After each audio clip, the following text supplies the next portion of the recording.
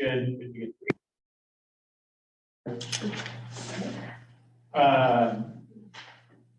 So it looks like you guys have a handful of articles today that you're doing.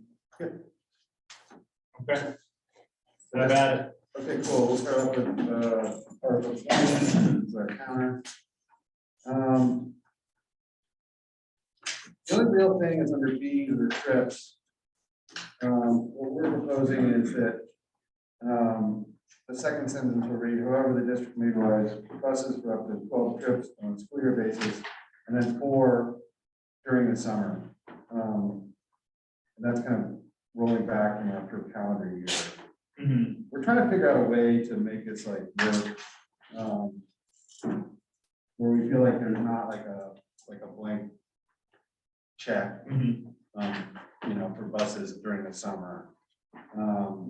I mean, and it still says like in the event of the request for transportation outside of rented the vote, agreed upon language, the parties agree to engage in discussion prior to approving those trips.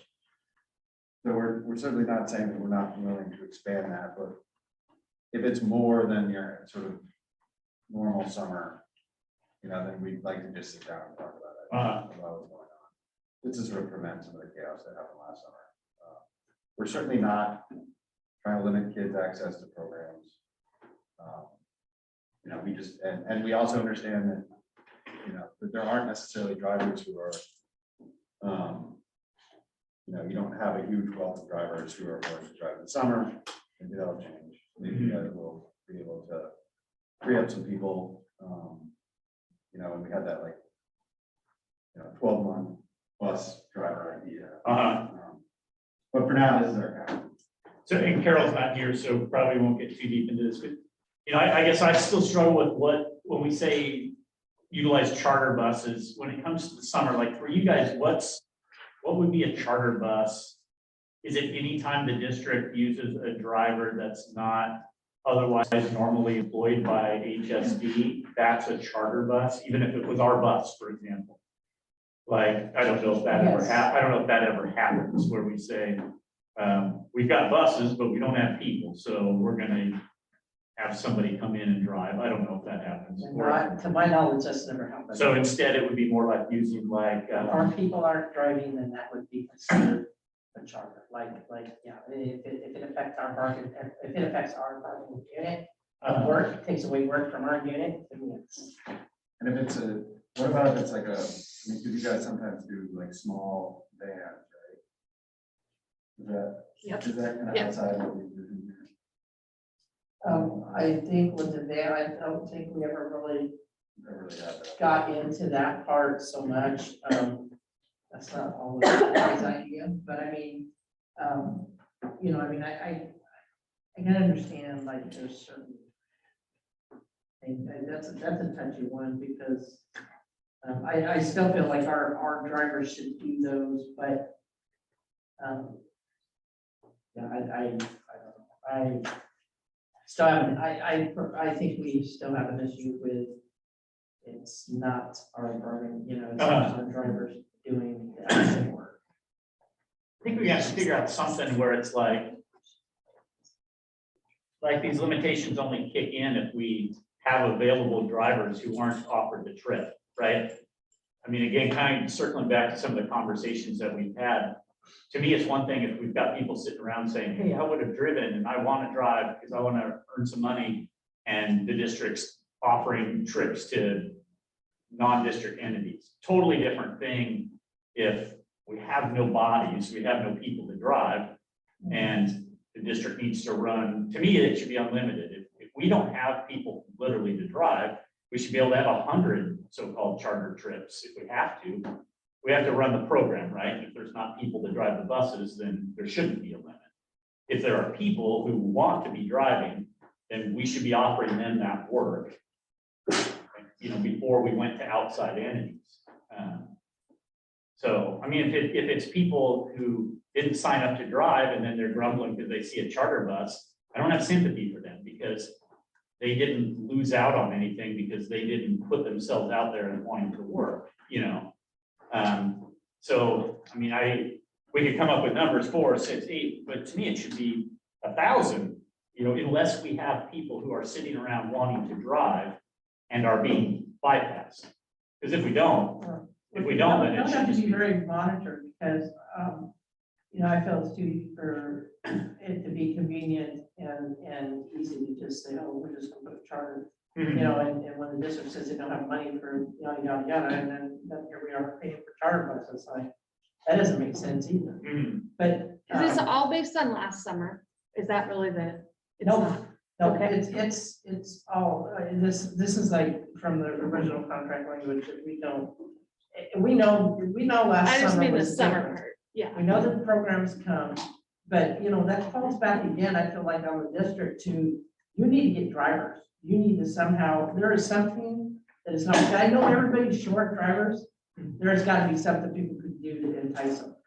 You know, I don't know, well, I do know some ideas, but I'm just saying, you know, drivers are shortage all over, even trucking, but, you know, and trying it, but there's gotta be some type of. I think Yeah. last summer was such an anomaly. I hate for us to put something in the contract that's just about the summer. So that's why I'm asking. I know, like today, I literally just got a text that a bus for my own student in PPS is not running because they don't have enough drivers. Like it, like you said, it's not just us. But my concern in the summer is, so at what point do we know, like there's so many programs running, and it's actually easier for us to work through you. Right, as a program, I don't want to deal with charter. I don't want, like, the easiest thing for me to do is work with Tabby, work with your office and Right. get bus drivers. So the only reason I would ever do something different is if there were no drivers. Right, and I mean, I get the van part of it, sort of, but, you know, the charter buses, I mean, those were brought to our attention by other drivers that were working in the summer. Usually summer, I mean, I know Carol says there's not always a lot of people working in the summer, but, there's a good amount of them. Unfortunately, we just have so many programs coming out that it is hard to cover, you know, to have everybody doing it, but people are also only working a certain amount of hours in the summer. You bump that up, you know, or you know, like we said, get some 12-month drivers in there. I'm sure there's people that would take that 12-month position to, you know, consistently have that income. Yeah, You know, I think, and I think a lot of the drawback from not, you know, hiring for bus drivers, a lot of it is, you know, the 6-hour thing, like who can support family in 6 hours, right? I mean, yeah, there's potential for more, but it's, you know, you need full time, 40 hours, you know, that's. and I think the question of what can we do to attract drivers and stuff, I mean, that's out there, and I think we know that, and I think it is for every school district and every mode of transportation right now. So I think that's a continuing effort. I think we're not going to be able to arrive at contract language if it could somehow limit whether a program goes or whether kids get from point A to point B. That's going to be a no-go for us. And so that's, you know, when I see the 4 trips, but, you know, we can, in the event requests are made outside the parameters, parties agree to engage in discussion prior to approving those trips. We know that some of those come up last minute. You know, I don't want to set up a situation where somebody's trying to get a hold of Debbie or somebody like, hey, we really need to run this trip today, but we're over our 4. And so then we're not able to have that conversation. So either the trip doesn't go or we violate the contract, you know, one or the other. So, I mean, that's why I keep on going back to, did we offer this to people that we have working? Like you were saying, we'd rather go through transportation and use our own drivers, for sure. So did we have somebody available to drive the trip? Yes or no? If the answer is no, then I think for us, there is no limitation on using outside entities. If we have people available to drive the trip, we should be using our folks. That's kind of where I'm. Well, I mean, Yeah. last minute trips, like, you can't tell me that you can have a last minute trip to Anzi the day before and have, parents have to sign off on it. Yeah, Okay, so it's not gonna be that quick, for one. There is, you know, I mean, I don't know any other way except for maybe communicate, you know, to drivers that, look, you know, like, this is what's gonna happen if we can't get drivers to do this, you know? I mean, that's kind of what may end up happening, but I mean, like, the fact that we could still have a conversation about it, I feel like that's fair enough, because if you came to us and said, hey, you know, we have this opportunity, and these kids, you know, have an opportunity to go, I don't know, you know, do something really cool.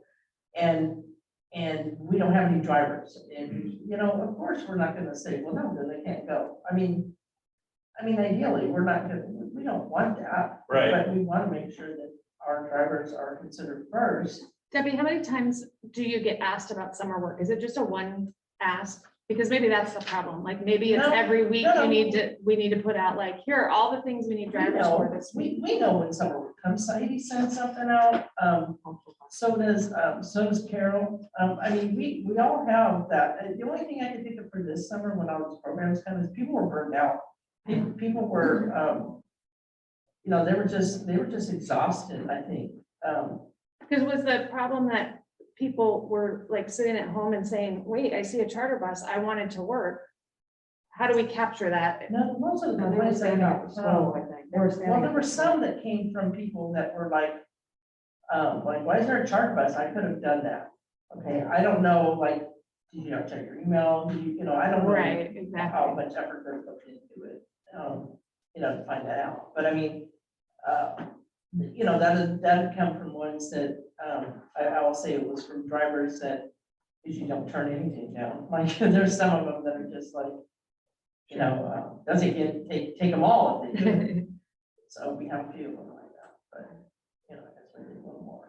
Yeah, I mean, I don't, you know, we certainly don't want to put the district in a position, you know, like where you guys are unable to have kids participate in programs, you know, like that's certainly not our goal. And I do think that, you know, I hear your point too, Brian, that like, you know, I think what we want is for the opportunity for the drivers to get access to these trips. That it's not, you know, and we felt like, and I know last summer was a bit of an anomaly, but we felt like a lot of the trips that were offered last year were almost like they were kind of outside of transportation altogether, being organized by principals of schools or administrators, and that was a little hard because it felt like that there were just a lot of trips going on that were, you know, that wouldn't have access to, you know, to people who would essentially bid on trips.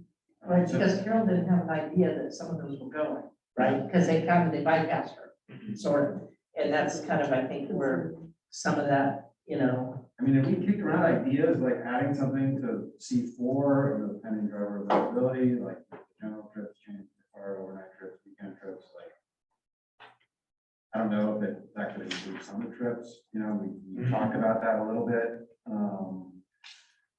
You know, I mean, I think we'd be open to a proposal that at least like safeguarded our driver's ability to get access to summer trips. And if there's none that want to do it, I mean, I think you know, if we sat down with you guys, and you guys said, look, we have no, you know, like, we have these trips that we need to do, but there's no drivers who are interested in doing them, like, we certainly wouldn't throw a wrench in that.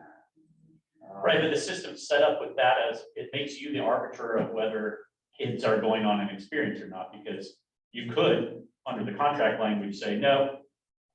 And I hear you guys saying, well, we would never do that. So why even have that as a mechanism in the contract if you would never prevent a trip from going because kids don't get to have an, I mean, that is technically the way it's set up. The HCU would, by default, become the decider on whether kids went on. I hear that. I mean, I think that like, and this isn't, you know, obviously my team's gonna have input on this, you know, but I think it would be, we'd certainly entertain a counter that on the one hand, safeguard our driver's ability to get access to drive if they so desire. You know, because I don't, you know, and so I'm not exactly sure how it would work, but I think that there needs to be something in here that says that HCU drivers sort of get first, you know, right of first refusal for driving. Well, I think that's where we'll probably go with the counter is focus on where we have common ground. And I feel like we have common ground on the notion that we would prefer our own, if a school bus is needed, we would prefer our own drivers to be driving over having to contract with some other entity. That sounds like a common interest. Yeah. You guys probably have an interest. If our members want to work, we want them to have access to that work before it's being shipped out to someone else, right? So I think we have some common interests that we can try and achieve with. And then we both have the common interest of, we want opportunities for students, we want opportunities for kids to move forward, right? I believe that that's a common interest too. So I think we can come up with some, I think we haven't hit it yet. I think the answer is somewhere in there that kind of highlights where we've got some common interest. Yes, and I think some of our drivers would be interested in doing some work, other drivers wouldn't be. You know, like, Yeah. and so we also wouldn't want them to be forced to do it. Right, You know, like if they prefer to stay home and knowing that a charter bus is gonna be taking kids, that's kind of their choice, agreed. you know, like, and Yeah. don't necessarily want the district in a position being like, sorry, you need to. Yeah, I agree with you. You know, because some people just want the summers off. Right, and we are 10-month employees, so. Yeah. I mean, you know, unless you, like a 12-monther, you know, and they have to do it, so. Yeah, which I think is I still think is a good idea. Yeah. Okay, well, and Carol's not here again, so Yeah. we'll walk her in the conversation, so. I don't think we're that far away. on this one either. Far apart. Well, I don't when we're talking about like, again, where do we have some common ground? I think we're closer on this one probably than our proposals are getting at. Yeah. Okay, thanks.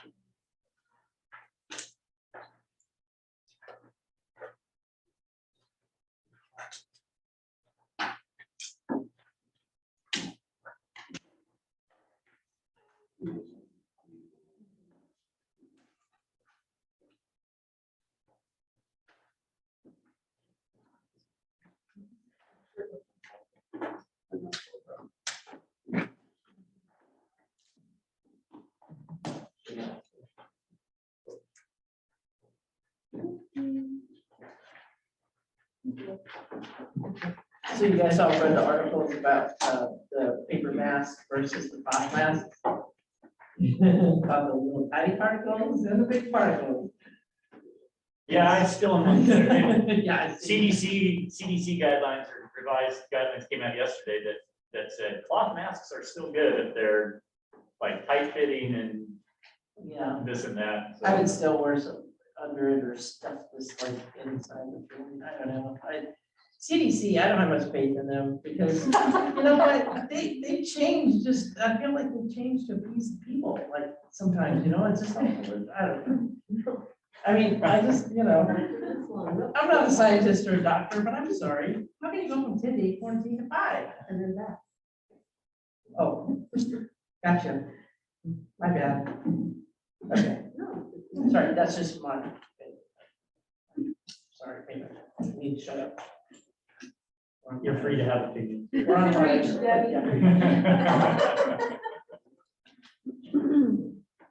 Right, so the only thing in 9 that we're proposing is on F.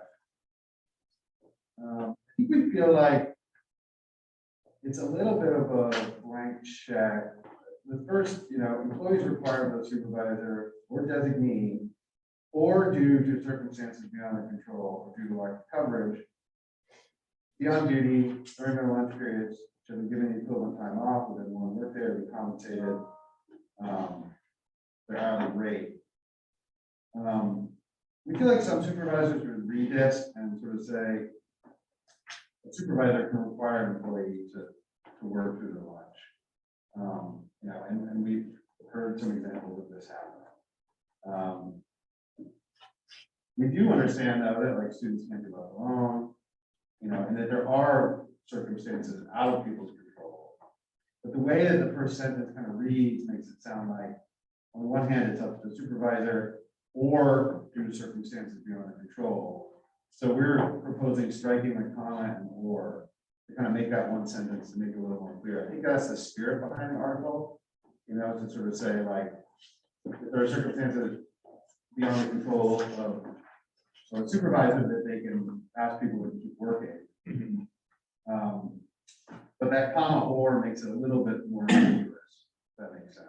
Is this a EA issue, or who is this impacting mostly? I mean, I don't know what you think, Melanie. I mean, I think it's certainly admin, I think too. Admin support. What's causing it? Yeah, I would say, student support, like generally office staff, if they're manning the office by themselves and you have a student in the help room, or, I mean, you can't leave the office unstaffed. Right. So, that would be a situation that would delay or maybe invalidate, like people wouldn't be able to take their lunch break at all, or have to take it after students leave for the day, things like that.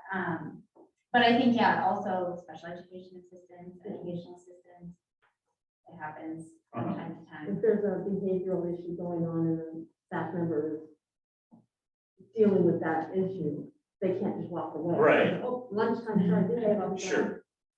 Sure, that's right. Yeah, I'm just trying to get a grasp on this, the scope of the problem. Those, I believe those are the two biggest ones, but it happens to.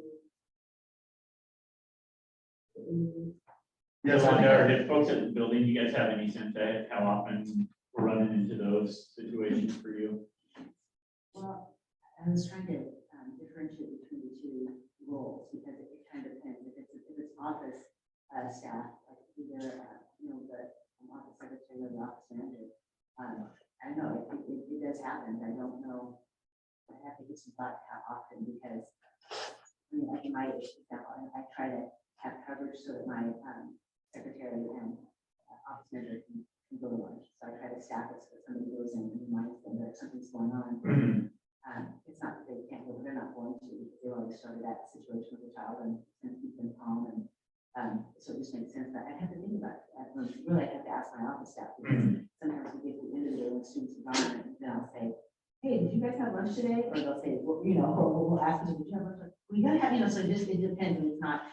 And then with the SCA situation, again, it kind of depends on if the child is regulated, or what's going on at that moment, then, right, you're not gonna say, oh, it's my lunchtime now, so, but we try to, have people come in and cover and stuff, but, it does happen, most definitely, like, I have to think and maybe ask some people, like, how often it happens, I don't really know off the top of my head. And then it kind of depends on the nature of what's going on, so, right now, we're short staffed, it might happen a little more often, Yeah. because we just don't have enough bodies to cover it, but, in normal times, whatever that is now, once upon a time, we try to cover and send people in to cover, but it's been a long time since we've had normal time, so it's hard for me to do an accurate answer. I don't remember. Yeah, we've been so not normal for so long, I would, oh, I'm sorry. no, go ahead, yeah. I was gonna say, I would point out too, that, and maybe we're getting there. Yeah, no, Should I get that? I was gonna say, later in F, we added this language that, if people are working during their lunch periods, they would be compensated 1.5 times their hourly rate.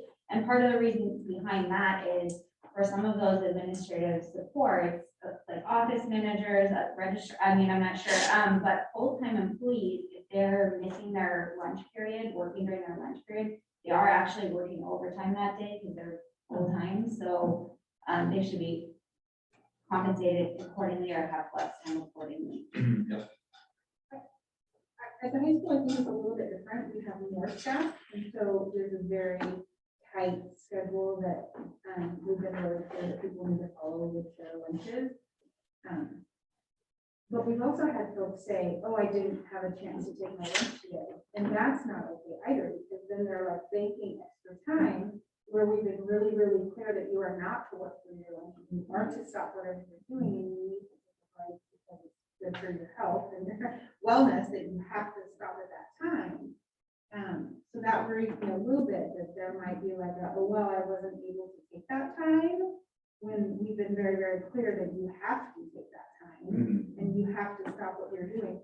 But I think at an elementary level, it might be different because there are fewer staff members. And it is different, I know what you're saying, but I have said that too. Absolutely. When stuff starts happening. Absolutely. I'm not the opposite of you. Right, and if you have a little in front of you, Yeah. it's different, because we can leave, we leave the high school, Yeah. they're gonna be fine. Yeah. So it is very different. So I can't speak to what it looks like at an elementary level. But I hate the idea of anyone working through their lunch, but I think it does happen. I know that for me personally, I've been late to my lunch because the student that I was working with, he doesn't transition as fast as a lot of the students, and he doesn't transition as fast as adults to lunch. He has to tell a story, or he had to pack up, or he had to do this, and I'm like.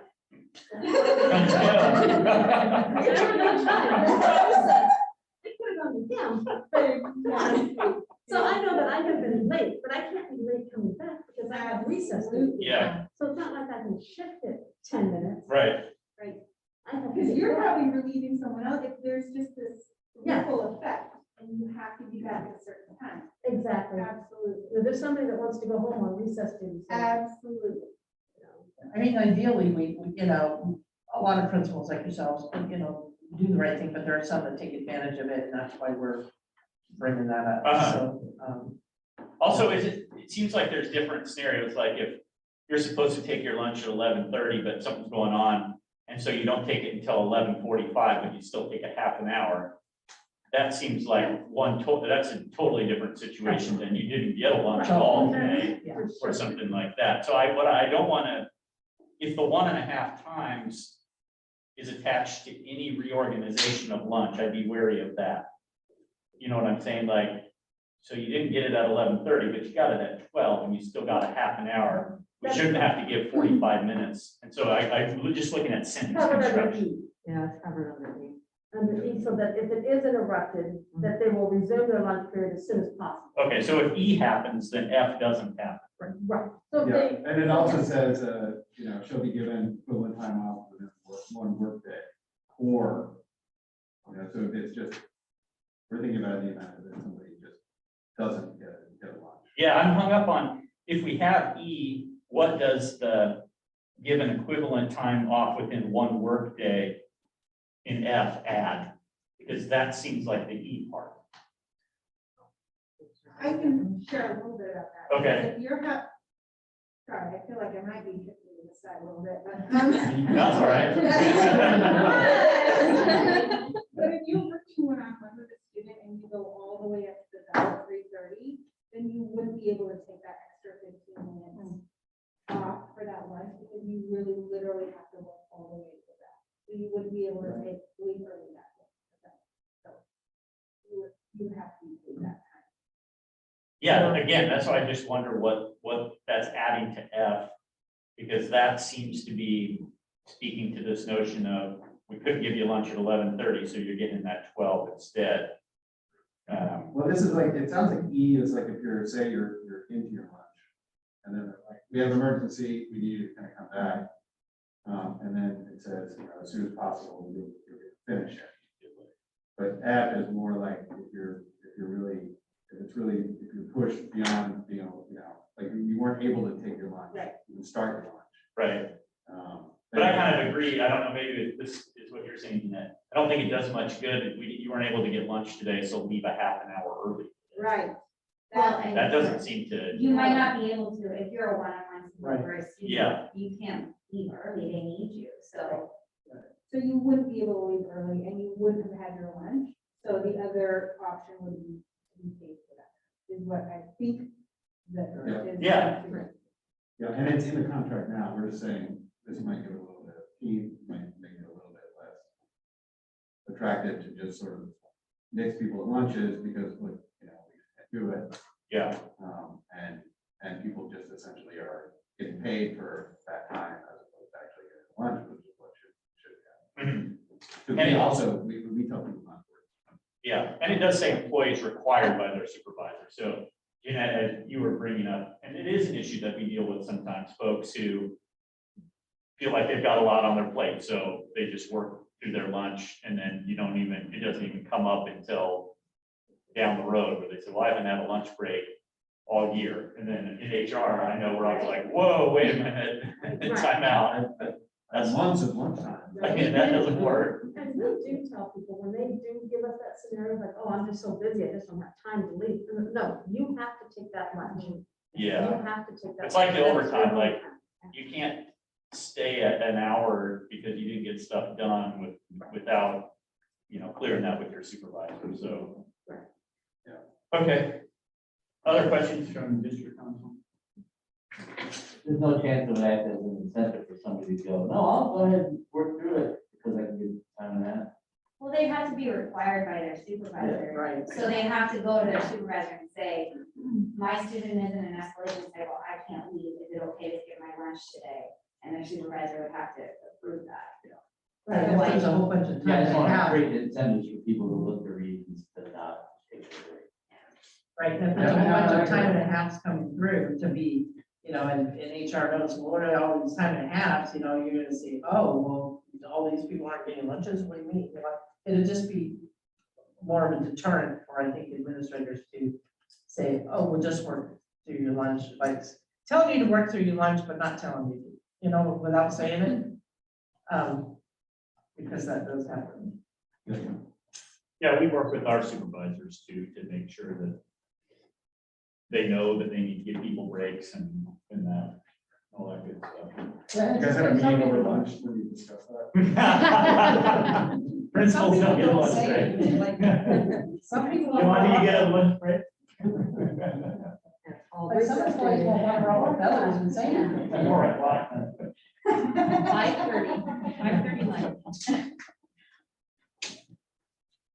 Yeah, I mean, I was guilty I always think that those times I don't. Yeah, exactly.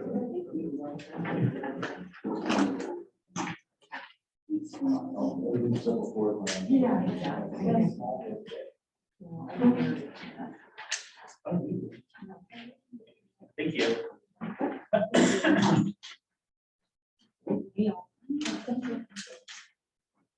No.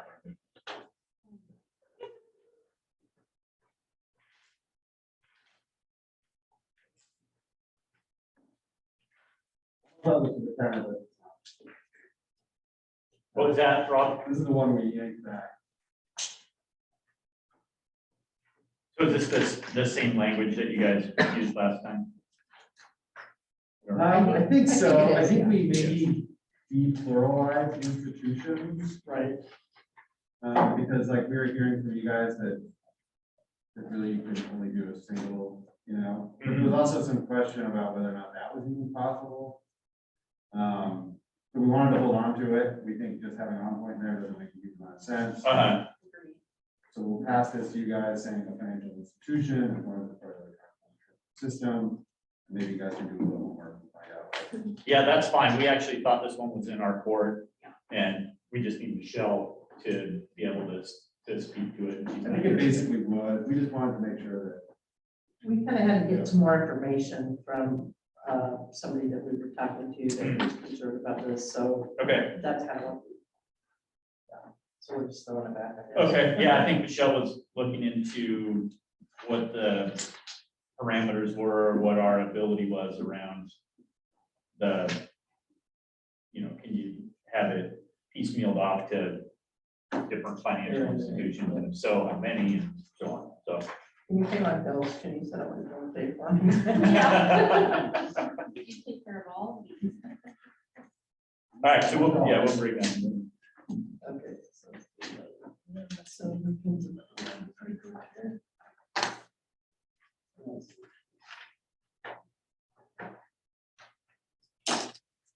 Oh, this is the, What is it? filter, I think. Oh, That's your 9 and 11. oh, yeah. Sorry, I put that on.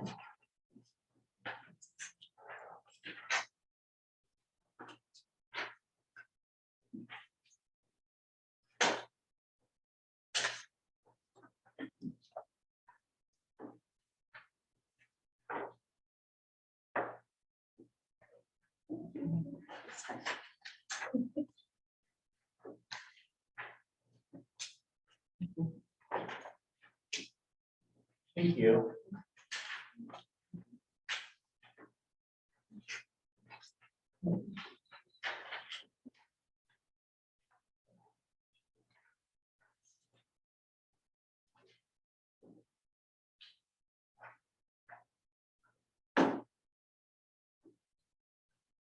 All right, so Article 16.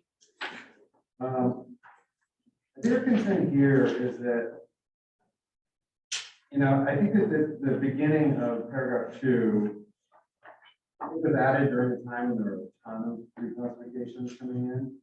That was our recollection, our institutional recollection.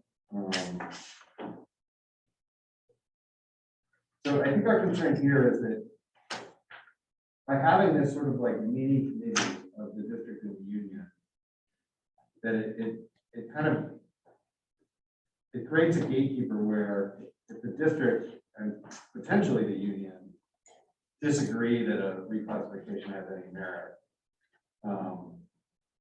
that it wouldn't even reach, consideration in the class. Now, if it doesn't really have merit and the committee looks at it and they say it doesn't have merit,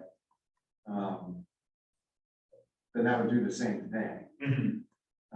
But at least the larger committee would be able to look at it. It wouldn't be wouldn't have that gatekeeper function at the front end. So we're proposing just striking that first sentence, one individual assigned by the district, one by the individual assigned by the union, shall first review the request and determine whether or not it meets the classification. And so they'll go forward, they'll show forward the request to the committee.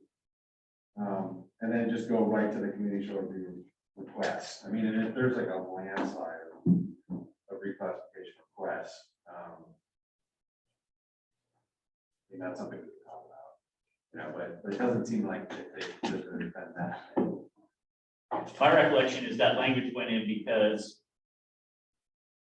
we were getting reclassification requests that weren't really reclass. So I think other districts are paying bus drivers more, so I think you should increase the wage rate of bus drivers. That's not a reclassification request, that's a bargaining proposal. Reclassification request is, I'm classified as a custodian 1, but I'm really doing the duties of a custodian 2, so I should be paid accordingly or treated like that. So sometimes people are like, my workload went up, so I should be reclassed. Again, not really a reclass request. If your duties haven't been new duties, they're just more of your same duties, that's not a reclass. That's because you're not saying I'm really this, but I'm being paid as this. But I think there was some confusion at one point, like, what is a reclassification request? I mean, we see reclassification requests. People talk to us about reclassification requests that we have to tell them are not really reclassification requests. Yeah. And so in a sense, we're kind of an early gatekeeper too, in terms of saying, well, this probably, but I've also heard of stuff where, people are certainly taking on like lead duties that isn't part of the job description, and that it would probably make a good reclass request. Yeah. But there's also some that, are kind of more along the lines of what you're talking about, that we wouldn't think had merit. And I don't know, we probably entertain like a counter that maybe made it, because it's a little bit ambiguous, this first sentence, where it sort of makes it sound like either the union or management could just, veto it coming in, and maybe there could be something where the parties mutually, if there's some mutual agreement. Because say like, if the union really thinks it has merit and management thinks it doesn't have merit, then it doesn't really go forward to the committee. 1-to-1 vote. Yeah. Yeah. And potentially the same could be true in reverse. Say there's something that some manager is like, look, this person needs to be reclassed, we don't lose them, but we've been handing them more duties. They need, I've seen that happen. I can't really ever recall the union being like, no, I don't know why that would happen, but it could. Yeah. Under this article. It has happened, because I'm the one individual, so I've been in every single one of those meetings. And sometimes the union's like, Prior to Melody, there were many situations where Devin was like, no, that doesn't qualify. I'm like, oh, yeah. And then he brought it to my attention, and it was obvious it didn't merit a larger committee of 6-7 people coming together for a period of time. That Like the reclassification meeting is not something that's taken lightly, right? We have to bring 3 people from the union, 3 administrators together, plus an HR supervisor for one reclassification, even if one came through for that period of time. And if it didn't qualify to begin with, bringing all those people together to then tell the individual, this doesn't qualify. That's the whole purpose of that, is not to bring that larger committee together if there are applications that don't qualify. Yeah. Well, what about entertaining the fact that, okay, let's say you say it doesn't qualify. We say, yes, we think it does. If there's a stalemate, then we go to the committee. Yeah, I think that, Would that be entertainable? yeah, I think we could talk about that because I could see how that would be problematic if there was a one-to-one disagreement on whether something even should go to the committee. Does that mean it just stops right there? Right. So I see your point Yeah. that's kind of a logjam. Yeah, I mean, and like I said, I mean, we see our share of privileged reclassification requests. Right, yeah. You know, and we don't necessarily per se mind having that gatekeeper to prevent like a meeting, you know, a larger committee being pulled together for something that we know doesn't make a lot of sense, but I feel like if we both sat down and said, yeah, this doesn't really have merit, I think that, you know, both sides would probably agree to that, and it would just end there. Yeah. As opposed to moving forward, but. And again, to me, just to be clear, you know, so up in A, first paragraph, the key phrase there is so that the employee is actually performing the duties of a higher classification. So to me, that would be the 2-person mini committee. Their job would be to say, is this person even making a claim that they are performing the duties of a higher classification, not to judge whether they were doing those duties or not, right? It's like, have they even alleged that they're actually doing the duties of a higher classification? Yeah, the number of, and we just met, actually, it's funny that this is brought up because we just met, Melanie and I just met on Monday. The number of applications that come through really talk about workload. Yeah. So they're working, they have more to do, they have more students in their school, they have more responsibilities, but like the higher duty of skill set or whatnot is not mentioned in those applications. So once that is not seen or it's not demonstrated in the application's void. It doesn't meet the minimum requirement for a reclassification. So once you don't see that, I mean, going through the whole application is pointless, even though we still go through it and try to figure out if maybe that school needs additional support because this person is now working, there are more students in the school, and so their workload may be increased. So is it a conversation with building administration or OSP about maybe getting a half-time person to support this person? But for this person to actually be reclassified to a higher job, it doesn't merit that, right? Yeah. Okay, I think that gives us something to work with. Yeah, my last job, I did a lot of reclass work. And spike can be a powerful motivator. You know, I mean, some people will feel like, well, I'm doing more work than that person. Yeah. So I should be getting paid more.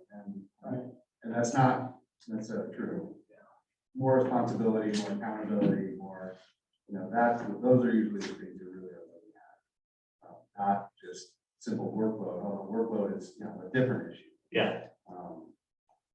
Agreed. Okay, thanks. Still could be an issue,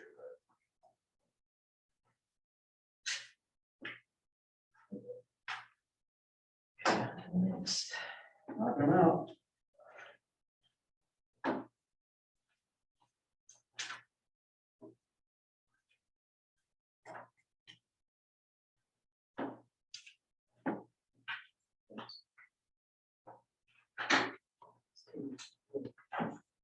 Slip.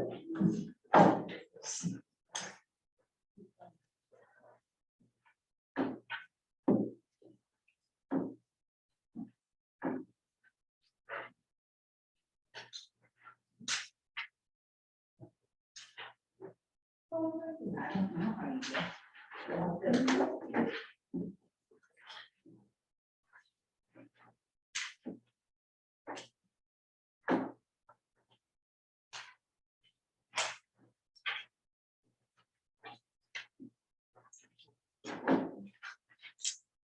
Thank you.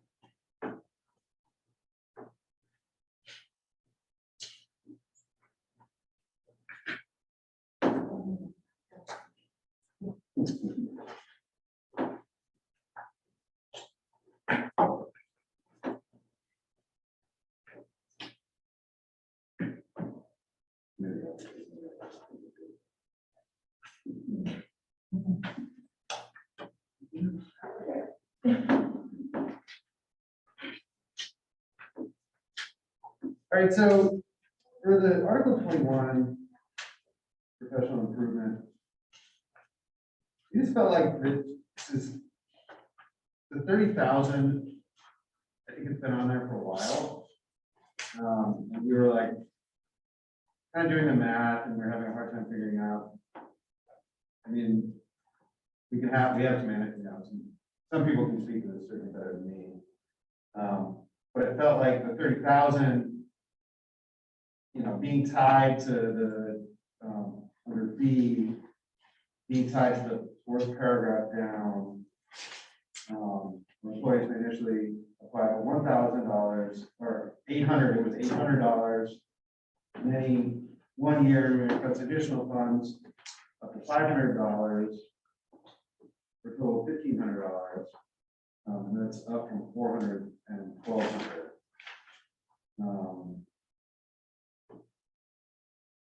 But it's all kind of like old money in it, and it doesn't necessarily really even cover class. And so we're proposing just increasing these. Just for my clarification, this is new language. So it should be bold and underlined. The 40,000 Yes. and the Right, yeah, 1,000. I just will- Thank you. You get a sense. That was last year. I mean, This is 2022. And we can probably do a little research on this. Do you get any sense for, are we bumping up against those limits? my understanding is yes. And obviously we could, obviously the $800 limit could be impacting people even if the $30,000 limit was not. That'd be possible too. I'm just wondering if the $30,000 cap is being hit. Just, That I can't speak to, I don't know. I mean, I can speak to this a little, I don't know all the inner workings, but I've been accessing this for the last 4 years. And Uh-huh. every year I have applied for the initial 800, which as we, like, part of our proposal is that 800 doesn't cover the cost of even like a single college level course. And then, usually we receive an email sometime in June that there's more funds available, so you can apply for that second 400. And if you don't apply for that immediately, it's gone. I think one year I waited like a couple hours, and by the end of the workday, it was like we filled all of the requests. got it. So, Okay. Do you guys remember when we bargained that $30,000 in? Did you look back and see when that went up? No, but Or has it been the same for a long time? It's been that way, I think, for quite a while. I'd have to go back and look at some of our old contracts. Yeah, I don't remember. Okay, well, that's pretty straightforward. Yeah, we just thought that bumping up makes sense. And it seemed tied to the 30,000, seemed tied to the amounts below. But you guys could probably look into that and tell us better than, speak to that 30 grand, probably better than me. There have been years that we went through the 30,000 before the extra money was offered. Mhm. Yeah, But yeah, I think our main concern was like that people would have the ability to cover a class. Mhm. Like in your case, you take Spanish, and that's something obviously the district is. Okay, great. Questions? I didn't get. Okay, thanks. Oh, wait, there's one. So, yeah, I wanted to note, because we are formatting, in B, that second to last paragraph of B, we increased $1,000 from 800, $500 from 400. Right. And, yeah, I just want to make sure we note that since we didn't format it. Oh, correctly. Got it. I wondered about that too. Yeah, that was my But I fault. underlined it to see the difference, because I was in the car contract. The other thing too is under C. You're adding, attend a class, it said attend a workshop, conference, or seminar. But it talks about. More above, it talks about,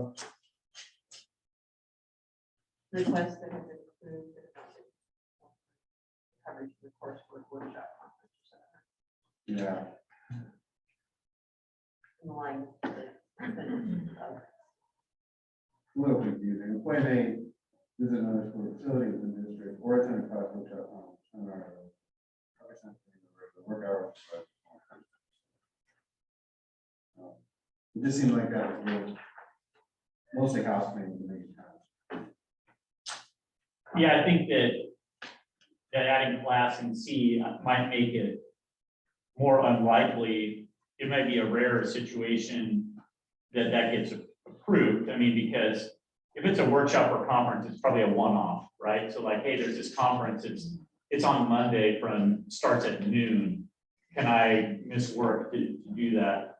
As opposed to, I want to take a class online or at PSU that meets every Monday from noon to 2. Supervisor's more likely to say, hey, I'm not gonna be able to get coverage for you every Monday for 13 weeks or something, so I can't approve that, whereas a workshop, it's a one-time deal, so go for it.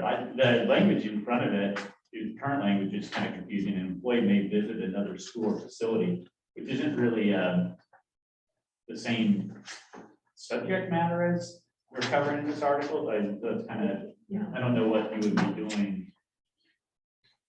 Job shadow or something like that. Yeah. So.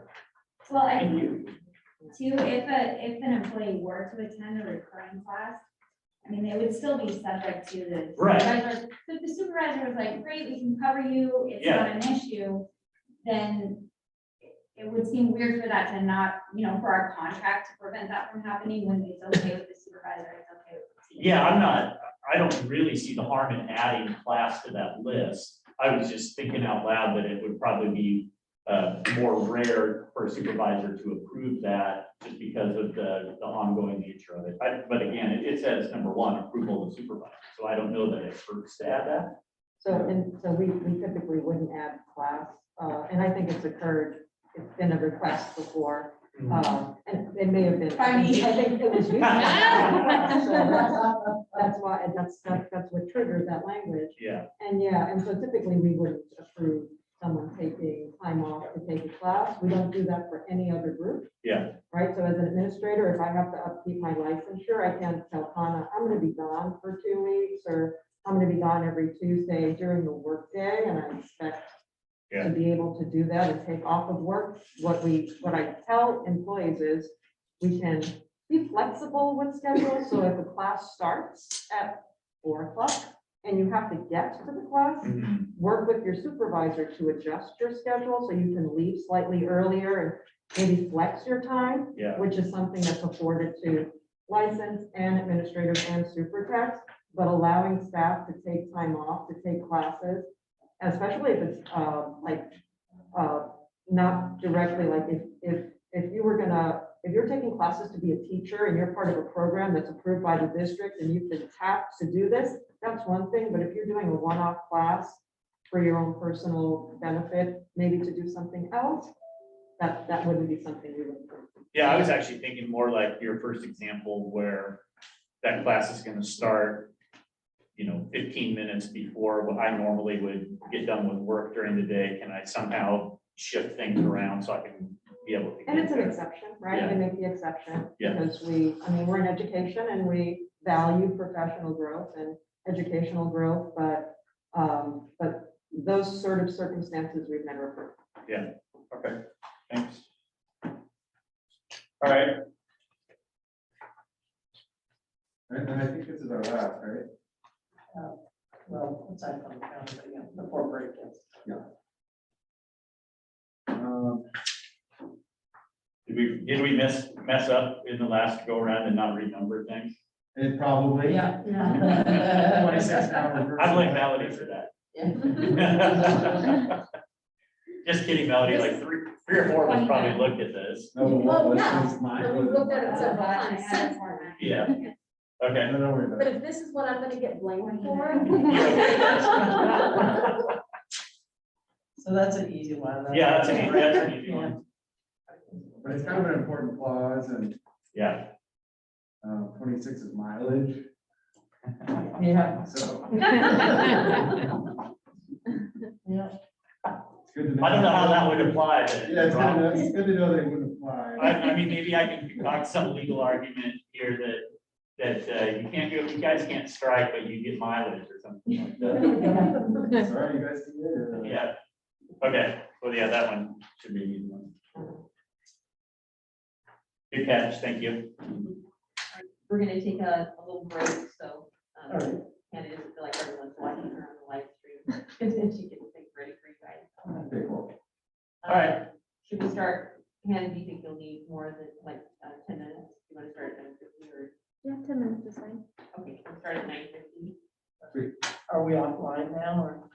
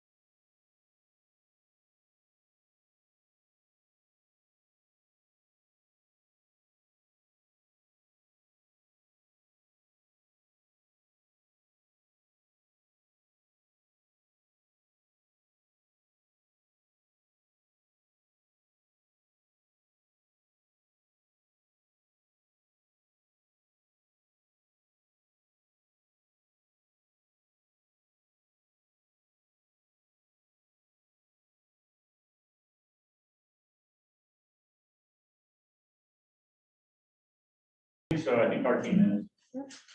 So I did lose that camera over there somehow, so everyone can talk loudly to this one. Okay, Thank you, sorry. I couldn't revive the owl. Just staring at you. Okay, so, the economic counter, we're doing a little slow walk on this right now. Exploring what's possible, and whatnot. So the difference is, it will roll over sometime next time. But I'll just go down the road. Under the wage study, it's still in there. The idea we had was to move it up a tank, move it up so that, because one of our issues with the wage study is that by the time we get to the third year, we could probably start doing wage study again. I mean, and that's a common problem with wage studies. But if we moved it up, people would get adjusted earlier on in the kind of contract cycle. We feel like that it would then, they'd be a little bit closer to market by the time they got to the end of the contract.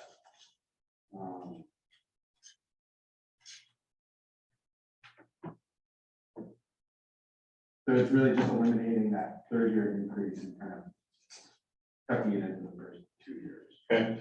I'm sure Michelle will have some stuff to say about it. Has some sensitive caveat. This is just an idea of the way forward. Okay, Step advancement, we're still at 4.2% between steps. One thing that, I could probably raise this to Michelle, but I figured it's worth saying is that it's a little, we've got this like 4.2 between steps. And it accumulates to 12.6, but so right now they're at 3%. And we're sort of saying move it to 4.2, so it's a 1.2% difference, and we want to do that to bring it in line with the teachers, and then, you can talk COLA or steps, and we talk about that. It's various ways of looking at the same thing in some ways. Steps don't necessarily impact, wouldn't impact everyone if you're topped out. But one thing that I wouldn't mind pointing out to Michelle is that, we're sort of proposing 1.2% increase, and I know it's tricky to cost steps because I've done it. Because you need to figure out where everyone is in the steps and what, how long they, where they are in their steps, who's topped out, who would be impacted by an increase in, steps. So if you were topped out in year one, you would essentially be getting a 1.2% increase. But then after that, if you were topped out, you wouldn't be getting an increase after that. Does that make sense? yeah, but you'd get a lot more than a 1.2 because if you started applying the 4.2 between steps after step one, by the time it worked, it worked all the way up to where I'm at the top step. I'm getting like a 12% increase. I can't remember, I did it. I just picked a number and ran it like it's 4.2 between steps and I'm on the top. It's a really large increase, at least for that year one, but when you put that adjustment into effect because of the cumulative effect of it all. I think that's what makes it so expensive, that piece of it. Yeah, no, I'm not arguing that it's not expensive. Yeah. But for a chunk of people, it's not the same thing as a COLA. For the people who are topped out. So it is a more selective, increase. And for the people who were at the top step, it's not like they would get a 1.2% increase for all 3 years. Because they would really just be seeing that adjustment to bring it in line with the, a new pay scale structure. And then after that, they would just be topped out. If you were on the top. Yeah. So, and that's a question for Michelle, and maybe she did keep that in mind when she was talking. I can't remember if she did cost those. I think she did put a dollar figure on that, but I don't remember what it was. So, for the COLA, the next row, I think we started at 666. So we've nudged it down to 655. We'll move with that.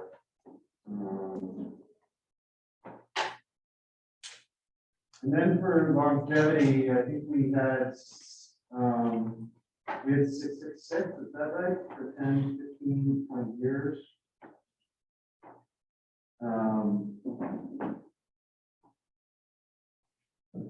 Yeah, we changed it to 4.2 because it makes sense. I mean, you know, especially if we're talking about 4.2% between steps, it would sort of be an additional step. It's kind of an interesting thing because it's years of service, which isn't the same thing as your placement in the steps. Like if you got a new position and you ended up, you know, you were kind of upwardly reclassified or whatever, like, you know, a number of different ways you could end up lower in the overall steps, even though it's not a decrease in pay. I mean, I've spent a fair amount of time trying to explain that to people, that you're actually getting an increase, even though you were at step 8, now you're at step 3, it's a good thing. Right. You know, but it is different than years of service. Yeah. Agreed, that's sometimes hard for people to understand. Was it here that we, on the teacher scale, we went to letters instead of numbers? I thought on the teacher salary schedule, somewhere I worked with, that's why we went to letters on the teacher salary schedules, because people would always get hung up and say, well, I've been here for 13 years, well, I'm on step 13, and we just hired Debbie, and she's on step 13, even though she's only been here for 2 years. And then we'd have to say, well, it's because she came in with 11 years of experience or something like that, you know, Yeah. so we tried to disassociate the numbers, at least, I can't remember where it was, but yeah, that gets confusing for people. What that? I think numbers are along this I line. would. Okay. Can you remind me on the longevity stipend? Were those permanent adjustments or were those one time? I don't recall, like, when I hit year 10, do I get a one-time payment equivalent to 4.2%, or do I move up in wage 4.2% and then stay at that higher level for year 11, year 12, et cetera? I don't remember what your. Our proposal was certainly to just increase it by 4. Okay. I think your guys Was a one-time. proposal was a one-time. Yeah. Or longevity, yeah, so we'll look for your guys' count on that. And now, like, from the beginning, we always envisioned it as essentially like a Like longevity steps. basically. steps, yeah. But again, it's a little bit different than, like, you know, because if we have 9 steps and then we have a 10-year longevity increase step or whatever, it's not the same thing as a 10th step. No, because it takes you longer to qualify to get to that step. Yeah. Or like I said, you could be at step 3, but you've been here for 10 years. Right. But under your proposal, if I worked here for 21 years and we ratified, I would jump to the longevity step 20. Yeah. Yes. Okay. I think insurance cap increase is the same. I think opt-out is the same, right? I think everything else is the same. We still have the wave portion to pool. So that's still there too. Okay. Kind of great out the bilingual stipend. Treated it your last. Then I think that's it. Okay. Well, Michelle may have some questions, specific questions that I haven't asked. That's fine. And Just tell her to reach out. yeah, I think that's been a pretty open channel of communication. So if she has any questions, I'll just have her. Yep. Questions from our team at all? This may be more of a Michelle question, but I think Connor say, so everybody is working, so the year 1 and 2 represent the current biennium for which we've already budgeted. Right, so year 1, so whenever we ratify the contract, assuming we do it sometime in the back that year, optimistically, right? all the retroactive pay that is owed as a result of this contract comes out of the first year of the current biennium's budget, which is sort of already been set, is that right? Yeah, year one, we are effectively halfway through year one of of what will be the new contract. Okay. Yeah. That's kind of what I thought, right? Yep. And the second year biennium budget's already been set by the legislature, we already know our allocation. Yeah, you don't have a local budget yet, but you know your funding. Yep. Okay, thanks. Those were my only questions.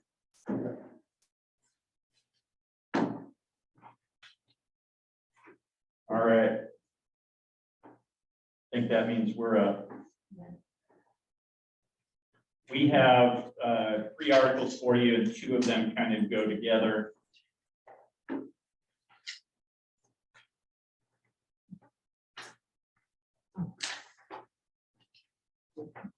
Thanks.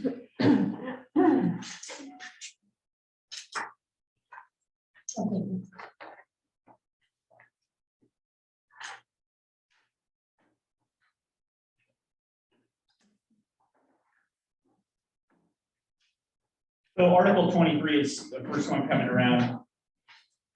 Last time, our discussion on Article 23, the one place where we really had difference was where letters of direction landed. We had a lot of conversation about the fact that the district has treated letters of direction as lowest level disciplinary action. And so you'll see that we've kept that because in the top paragraph of A, what we've done is replaced written warnings with letter of direction. We don't use the terminology written warnings. The appropriate terminology here is letters of direction. So we've added that into the list of things that are disciplinary in nature. And so it's not then included in that second paragraph. You see it struck, meeting summaries, then it would be go to verbal warnings, plans of assistance are non-disciplinary. I think it's, districts do it different. I think it's kind of a good and bad to treat letters of direction as disciplinary. On the one hand, they are count kind of as step 1 in the progressive discipline chain. On the other hand, they can be grieved because things that are disciplined can be grieved and things that are not disciplined can't be grieved. And so that's always my warning to districts that want to treat letters of direction as disciplined. If you know that makes it now so that those can be grieved. And so that's kind of a downside of them. But that's what the practice has been here. So this would not change anything that's been current practice. I think the rest of the article, you guys had made movement last time. The rest of the article were the same. The one thing that we took away from last time, you had said you wouldn't mind seeing some definitions of some of these terms in Article 2. So we have an Article 2 proposal for you where we've added some definition. They kind of go hand in hand with each other.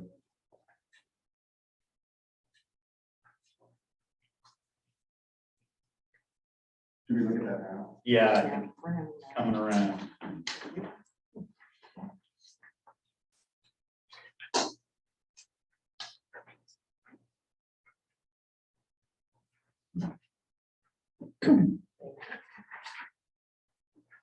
And while Hannah is handing this out, we talked about putting these definitions in alphabetical order because they were not in alphabetical order in the formal contract. And so like trying to find things. And we have W up here, we have A over here, so we just made a decision to try to keep it easier for people to find things.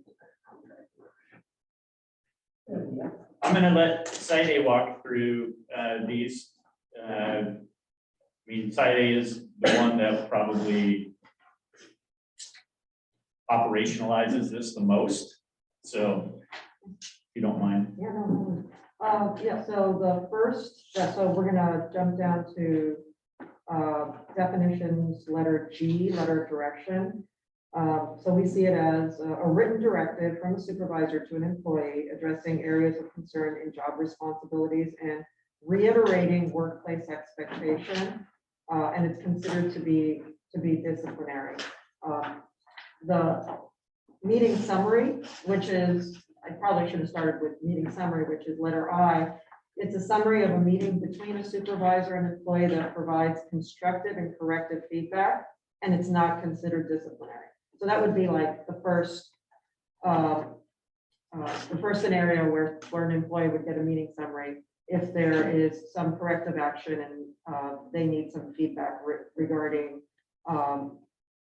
workplace responsibilities, job responsibilities. The second would be the letter of direction, so it's reiterating workplace expectation. And then letter of reprimand would be a written communication identifying a rule that has been violated by the employee, along with directives from a supervisor reiterating workplace expectations once again. And this is considered to be disciplinary. So ideally, if we were to take an example of, let's say, tardiness, being tardy to work. First time, it would be a conversation reminding the employee of what their start time is, when they're expected to be at their location, what their end time is. Talking about what the circumstances of that one situation, why they showed up late, and following up with a meeting summary. Hey, we talked about this, let us know how we can support you. Happens again repeatedly, then the second time would be a letter of direction. You know, it's important for you to be at the classroom at this time, et cetera, et cetera. It's in your job description, attendance, et cetera, et cetera. And then if it happens again, then it would be a letter of reprimand, and we would pull in some language as far as what are they violating, as far as the rule that they're violating, maybe pulling something from, again, the job description. It's also in the evaluation. So just reiterating it, but because it's repeated behavior, it merits the level of a letter of reprimand. So that's like a simple example of how we would use that as progressive discipline, as far as the letter of direction and the letter of reprimand, and the meeting summary being non-disciplinary, just providing feedback and corrective action. So just to clarify, letter of direction, letter of reprimand would be filed in a personnel file. Correct. Meeting summary would not. Correct. Another thing that, I mean, we can counter with this, we probably want you guys help on language. Might be nice to have something in the definitions on kind of assistance, because it's like, that's different than letter of direction, you know, it's not disciplinary, like, Correct. It's performance based. yeah, and it's, you know, because I think it's, because some people might, when they get a plan of assistance, it might scare them. You know, and I think it was clear that, you know, it was not just a thing that you're really trying to figure out a way to support the employee. Yeah. Yeah, we can work on that. Does that make sense? Yeah, no, I was noticing the same thing, and then we might come up with, I mean, there might be some that we may think of as a team that might, Yep. you know, we might put in here, but on the counter or something. But Yeah, no, we'll think of it out. We appreciate it though. it's a good Yeah. start, thank you. And we figured that Article 2 might kind of hang on until the end, because we don't know if there are other things that are gonna find its way into this article, so we know that, but we thought we would propose it along with Article 23, because at least these pieces kind of go hand in hand. Yep, no, that makes sense. Yeah, thank you. Okay, last article that we have for you is 15.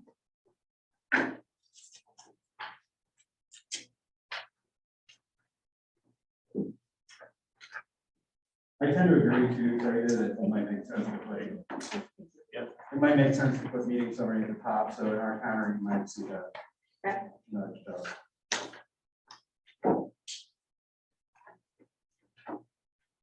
More of a narrative. Okay, everybody have Article 15. So it's a long article.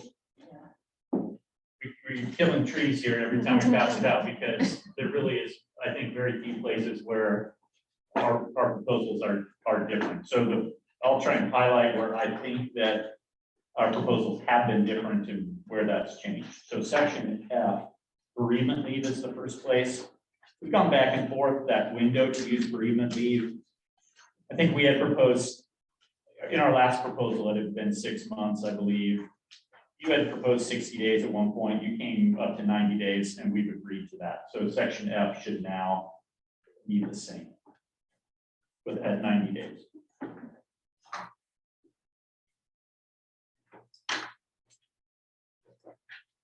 The other place that we've been different and that we've had quite a bit of conversation on was the leave donation.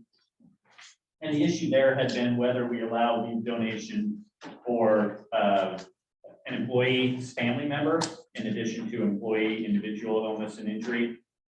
And you'll see that we've not included that still, but when you work your way to the back page, we've added some language. Previously, we had said employees shall be entitled to paid family leave in accordance with Oregon law. You had raised the issue, well, what do we do until that's in effect? And so we've added the sentences that follow: until such time as paid family leave is available, employees may access the sick leave donation program for a qualifying illness or injury to a family member. And then a family member is as defined in A6. That's where we have our list of, I think we have our reference to OFMWeb up in A6. So we're gap filling here. So until we come online, right now it's scheduled to be, I think we've talked about it being fall of 2023, where we're online with that family leave. That, and again, that's 12 weeks of paid family leave. So we feel like that's a good benefit that's not currently available. It will provide people in those family leave situations or family illness situations with the ability to take leave and not just have job protection, but also to have being paid status. And so we feel like once that happens, that really takes the place of sick leave donation. Sick leave donation for personal illness or injury will still be relevant because there is no paid personal illness or injury for 12 weeks anyways, unless you've got that much banked up in your own sick leave. So the family leave is actually a benefit that's even greater than individual illness or injury leave. So that's our proposal there. We don't believe once that benefit's in line, we don't believe that we think it would be duplicative to have those two things both in existence. So, but we did hear you in saying that we're going to have at least a year or so more, right? More than a year where that benefit wouldn't be available. Okay, great. No, we appreciate that. That's amazing. I believe that, and double check, I'm sure you will, I believe that we're the same as the rest of the portions of this article. So now it would only be, because we've agreed to that, the bereavement leave, this would be the one area where we still have differences. Okay.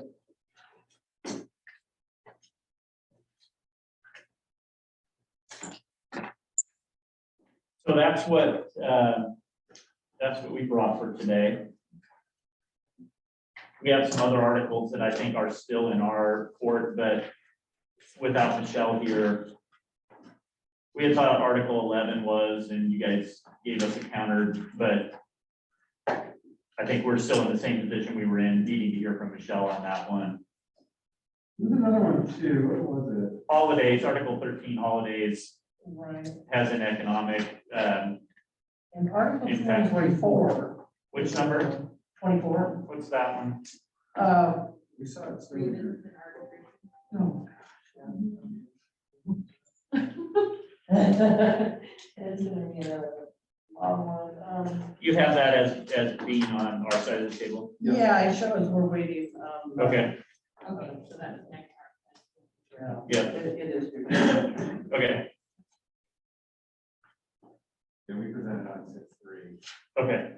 Okay. Wow, that was the last time we had an exchange on that.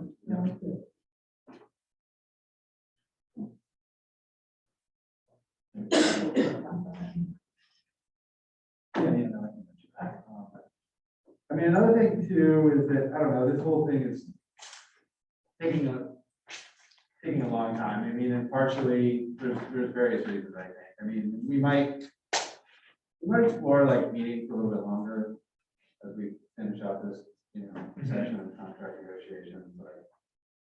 That might allow us to move through stuff, and not necessarily just have one exchange of proposals per session kind of, Yeah. So that's one thing. Do you know how many do you have many new articles that haven't been I think we presented? only have one or two, right? Yeah. If that, maybe. Probably a couple, and then We have Article 17 is holding, and also Article 12 because of, I think we're waiting to get through some of the financial for the insurance part, like. No. That kind of stuff. But I do believe. I'd have to look online more so, but I do believe that we knocked out the majority of them, except for the ones that were kind of either on hold or waiting to get countered. Yeah, we did, So I we did think good we, work on that. our intention was to get a lot knocked out this time, but wasn't really big significant changes, but enough ones to take a look. Yeah, the number of them that you presented today, I don't think are gonna take a long time for us to get resolution on. I mean, one of them, obviously. Yeah, the number, that was easy to know. Yeah, Yeah, probably. Yeah. Just get a TA copy of that today. Because I think we're at like 50%. We wanna get over the 50% threshold articles being filled. and then we have the MOAs in the back, we need to figure out if we're gonna put some of them in the contract, or if we're just gonna repeatedly keep Yeah, doing them, or what, so yeah, we that's. should take a look at that. That's another. We started work on 17 too, and we'll have something for you guys on that. Okay. On the topic of what do we do with meetings, I think the other thing we wanted to bring up is whether we wanted to start more like a 4 to 8 type of a meeting schedule. Okay. We're having some difficulties. I mean, you see our team down 3 people today. Your team down a couple of folks, I think, and I know Melody, there was some challenges with your sub. And it's just hard right now. I mean, you guys know this even better than I do. It's just hard to get subs. And so having our principals out of the building during school hours is becoming increasingly difficult because they're filling in, where we have folks missing. And it's gonna get worse in the next couple of weeks before it hopefully gets better. And so it's tough freeing people up during these, what is most people's workday hours. So I guess that was our wondering if we, that's what we're doing with licenses, we run kind of an afternoon session. Yeah, we usually do like from 2 to 2:30 to 6. Yeah, and we may even have to start shifting those Yeah. back Yeah. later, at least for the next month or so. Yeah, Just I'm fine with it. I mean, that's something we'd have to talk about as a team. We just need to find a night, like I have other bargaining sessions. Sure. The job is increasingly feeling like a restaurant job. Yeah, I think too, like some of our neighboring districts, because they have staff shortages or looking at closing schools and moving things out. And so we know, just with the uptick, looking at the numbers of. Well, people it's that hard have- to do that, I will say that, because that's the only way it's gonna stop, can't keep everybody just go. Yeah, It's out of control. we're probably gonna have not a great, next 6 Yeah. to 8 weeks would be my expectation, so. Yeah, But we maybe did we'll get get through in it, the so- summer and we'll finally conquer it. Yeah, We thought we did last Say that again. Till the next fight. What's the next numeral after, or letter after all? So, sorry. Are you gonna say something? Yes, I was gonna ask this question. So are you proposing an evening meeting instead of our next meeting on the 19th? I don't even know if we got to that level of concreteness, and it was just something we wanted to bring up with your group, We're just knowing the problems. We're concerned about subs, and we're concerned about. Yeah. We want to keep things flowing, just like you guys, and we also know, like today, Yolanda has 12 absences. She only has 6 coverages for that, so she's had to move things around. And, sometimes having to make the decision of do I stay back to make sure things are going and running you become one of the people that help cover, to make sure people have lunches and their breaks and those things. Yeah. Or, and then, when you don't get to choose if you're sick, you're out, you know what I mean? Whereas like with, other leaves and things like that, there's a little, more flexibility of things. So I think we're trying to move things forward. We're also trying to be responsive to what we need to do, because we don't want to be placed in a situation where people are feeling frustrated because they don't get us up, and it's not being placed, and then it has an impact, on either of our sides. So I guess I also wonder if we move to like a after hours and we did it virtual, then if one of us technically had it, but wasn't super sick and could still meet, but wouldn't really, like, I think like, what if I got it right now? I'd have so many bargains that would be washed out for a period of time, where I probably could hopefully attend virtually, but wouldn't want to be in the same room as people, and you wouldn't want to. No, Right. right. I really enjoy being back in the room. Me too. But we might, especially if we move to an evening session. And I'm not talking permanently, I'm just wondering if for the next like maybe we take it like 2 sessions in a snapshot and say, do we want to make an adjustment? I agree with you, I think it's been more productive for us to be face to face. Yeah. Yeah, the only thing coming up is we have a classified listening session that Mike has put together. He's doing listening sessions right now, and we have them scheduled at Kohai on the 19th. At 4:00. So, yeah, again, our team really had only just a brief conversation on this, so I don't know that we have a hard and fast position on it, but I just wanted to put it out in the room, and then maybe we can have some back and forth between now and the next session as to how we want to move things forward. Sure. You guys can talk about it as a group, but I really don't like not having Justin and Carol here, Carol especially on the transportation stuff, and next time we meet, maybe it's, a couple other folks that aren't here, so. I know, it's the hard thing about this, especially as, the web of the amount of people who potentially quarantine. Get a lot of students. Yeah, Omicron may force our hand before the point. Yeah, true. I've seen a lot of districts close down. They move to a full CDL. Yeah. It's like they just can't keep the buildings staffed. Hopefully that won't happen, but. Well, it's not just us, can't buy planes, can't, if you, Right. yeah. Yeah, The economy's not shut down because of a government mandate, because nobody can go to work.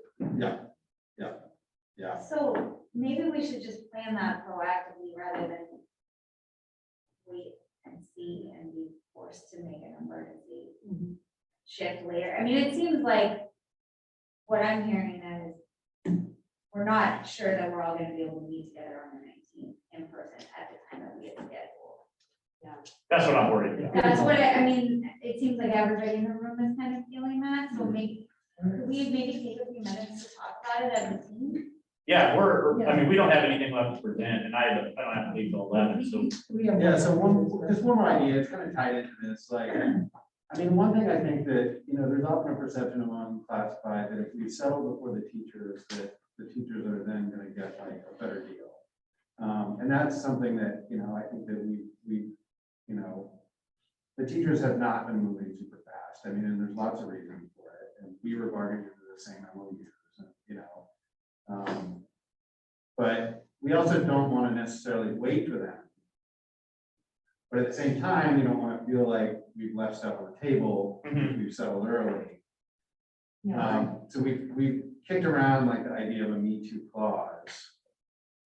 It could be a letter in the contract. I could see why that could be kind of tricky, but it could also potentially be a letter at the end, that just sort of says, hey, on major economic issues, if other parties, receive some sort of compensation that we at least have the ability to sort of like sit down with you guys and talk about it.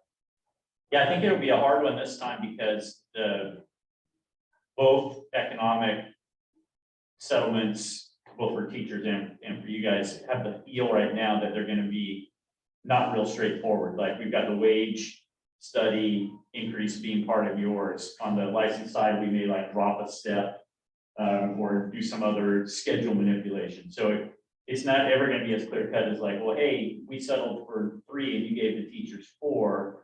So we should get 4 too, because then we might say, well, yeah, but you guys got the wage study increase as well. And we also added this on longevity and, you know, so that's the only thing that makes it, I do understand the feeling of like, well, do we want to be the first to settle and are they gonna then treat that bargaining unit better? You know, that's not our intention. I can guarantee you that.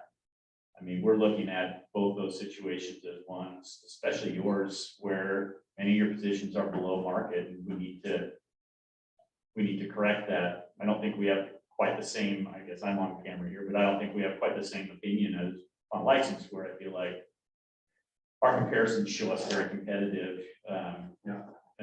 I mean, I know you guys have staffing issues across the board, but I get the sense that in classified is more pronounced. And I think that's why we, you know, made that determination, the salary study between our bargaining time, that we wanted to be able to focus on that and then bring that forward. And I think, you know, just that investment of the time and wanting to make movement on that, just because we also have a lot of, we have a lot more openings in classified positions than we do licensed right now. And so, in order to make us, you know, more place of work that people want to go to a destination for employment, we, you know, we see the value of wanting to bring forward the package that's connected to that salary study, connected to that particular work. Right, but the salary study, again, as a reminder, does not give to everybody. No, And it's not, you know, but I mean, not saying that they don't deserve that, and that everybody does. But what I'm saying is like, I think for the Me Too part is, I think the COLAs should be the same. That's cost of living, that there's no you know, and that should be the same with the insurance cap or whatever. I think they're going a little higher in insurance, but I mean, definitely with COLA, you know, I feel like that should be equal straight across the board, and so does the rest of the classified employees. You know, I mean, it's, you know, it seems like always if we settle, the teachers are always getting a higher COLA. I'm not saying they don't deserve that, but I'm saying we deserve it just as well. So yeah, I would have to look back and see if that's borne itself out. I mean, every once in a while, again, to me, every economic settlement has nuances within. I've had groups that say, we want to take the majority of the available dollars in insurance this time instead of COLA. So it may be that the licensed get a 1% increase in COLA, but they've got a big increase in insurance. Classified get like a 3% COLA, but not as big of an increase in insurance. I mean, those are choices that Right, units right. make that make it an overall equitable, even though specific numbers don't exactly match up throughout a settlement. You know what I'm saying? So, old habits, that hard with terminology, and I know that I'm new, so maybe it's easier for me, but it's not COLA, it's never been COLA. There are many bargaining times. yeah, where- it should be. It should be But there COLA, are many and that's times how we. where the district provided more than what the it should concrete inflation. yeah. So it's not COLA, we shouldn't call it COLA, but I know that you guys always do, I just want to point out again, that's not what it is. Well, it should be a COLA. It should be a cost of living adjustment. So, I mean, that's, you know, and that's how we refer to it, that's how we will refer to it, and that's how our people. Yeah, I think So, what that's just Mark's, what it But is. it's never been. what Mark's saying is there's been years where it It never was, reflects the cost of living. No. there's been years where the cost of living was less than the settlement, and I've never heard the union argue, well, we should really only take 1% instead of 2.5%, because Yeah. the cost of living is only 1%, so just give us that. So Well, it's, no. the argument's always convenient for whoever's on the wrong or right side of COLA. If COLA is super low, then you might hear me arguing more that, well, the settlement should be lower because the rate of inflation is really low, and when it's flipped like it is now, then unions tend to want to attach the rate of inflation because it's super high. I mean, that's just how it is. I understand that. I understand. your point. Yeah. I think we'll probably continue to do it, you know, just to irritate guys. I'm only gonna be here one more, this is my last time, so you. More than anything, they think of it as, you Yeah. know, like. But You can call green red all day, but it's never been red. Yeah. Yeah. Whatever. And we've never been funded in a way that was tied to it, unfortunately, by the state. Yeah, that's a shame. So do you want to take 10 minutes or so just to talk about scheduling for, especially that next session? Yeah, Sure. and can you also just, if we were to do an evening, or later afternoon, if that's a consideration, we were also looking at our schedule, and the 20th, the afternoon of the 20th is open for folks. Not for me, I've got a bargaining session. What's the? From 3 to 7. It's at 4 o'clock. And so that's a conflict because bargaining team folks would be Yeah, in those. attending, And I have to, and so do I. That's the 19th. yeah. Yeah, Oh, I mean, that week is, I might be able to do it earlier in the week. I can't do the 18th, because I'm already. Yeah, the 20th for me is from 3 to 8 or something, 3 to 7, I'm shot. Okay.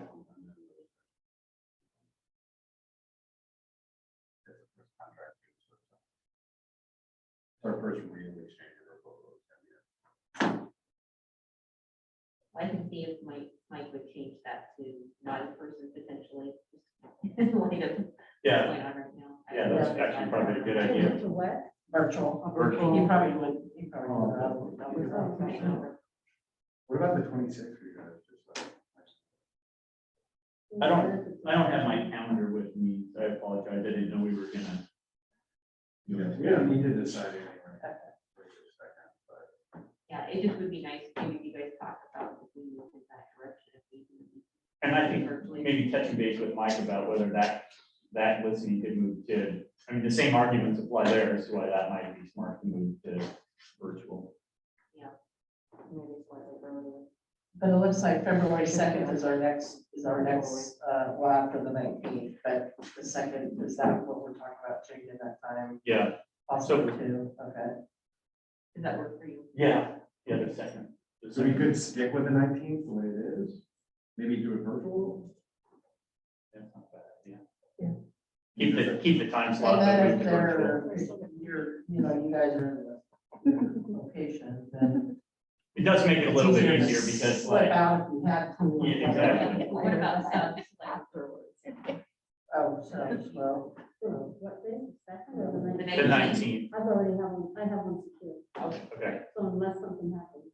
I think that's a good idea. If we move virtual for the 19th and then talk about whether we want to move to the later time block on the okay. second. Was that what you said, Debbie? Yeah, it shows February 2nd and 16th. yeah, are we thinking like from 2 to 6 Or even later. 9 till like 2. or? No. Let's go 12 to 3. How's that? What's our school-based folks, when do they primarily get done?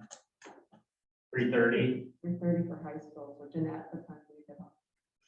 Yes. Yeah, that's true. Okay, just kidding.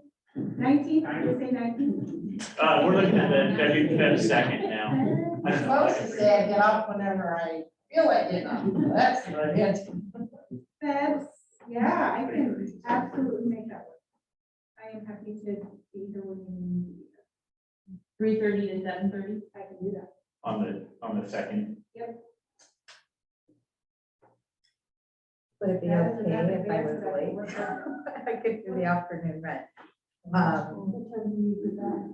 I get back closer to 4. We can start at We could 4. start at 4. We can go 4 to 8. That's not a problem. Does that work for you guys? If it's virtual, it's a little bit less of a drag to have it go till 8 o'clock too. Yeah, because then you don't have to drive. Yeah. Yeah, That's true. I mean, my only warning on my own personal behalf would be that I have a bargaining session on the 20th at night, and a bargaining session 3rd at night. But. That's falling on deaf ears with me because.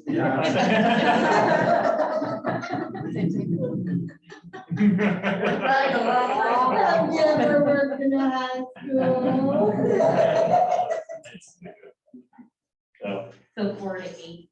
on the second, Okay. and then move that we're scheduled on the 19th, 10 to 2, so we do have that slightly longer block of time. If we switch that to a virtual, then our admins can kind of pop in and out as they need to. Okay, I think that's a good plan. Thanks for being flexible. Oh, yeah, no, I think it's a good idea. I mean, and I don't know, like I said, I'm glad that we were able to meet in person for the last, quite a few months. Yeah, maybe we'll get We back. start doing this summer. Or the fall? Must have been this summer, because it was in June 3rd was the last time she presented. It's like forever, like. Maybe it was in September. that they really started. I think that's when we started meeting. But I think like, it gave us a lot of momentum and. And we're gonna do it via Zoom, so that means that we'll each have our participants, you'll be receiving a participant email, Okay. and so you'll have, Okay. Hannah will send out a reminder to you, like, look for that, because sometimes it gets lost in your clutter or whatnot. Yeah, you have to sign in with your own. Yeah. Yeah, otherwise, you can't borrow someone's, otherwise you pop in your Debbie. Yeah, there's 2 Debbies out there. Can't have that. Can't have that.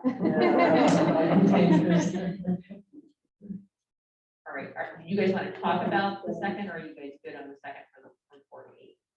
I mean, are you guys all good on the second? Michelle, are you okay with it?